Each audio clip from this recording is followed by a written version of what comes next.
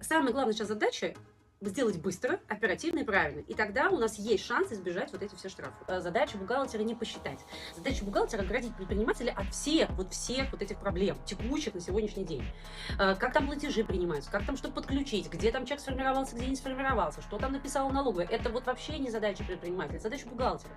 Какой договор с кем заключить, это задача бухгалтера. Это вы знаете, как налоговая, когда пишет, вот даже неправомерные требования направляет, послать в жопу большого ума не надо. Но надо сделать это так, чтобы ничего за этого не было. И инспектор понял и сказал, ну, в жопу так в жопу. Мы должны выстроить так свой учет, что нам вообще фиолетово. Кто нам что напишет? Напишет нам какой-нибудь клиент недовольный, что верните мне все деньги. Я все ваше просмотрел, все говно, ваш курс, верните мне деньги. Ну, конечно. Но опять же, чтобы сказать, ну, конечно, мы должны подготовиться к этому. Или там налоговая скажет, давайте все там пересчитывайте, вот вы неправомерно применяете. Да ну конечно. Мы знаем, что ответить, мы знаем, уверены в каждой своей поступившей цифре. А все остальное это лирика.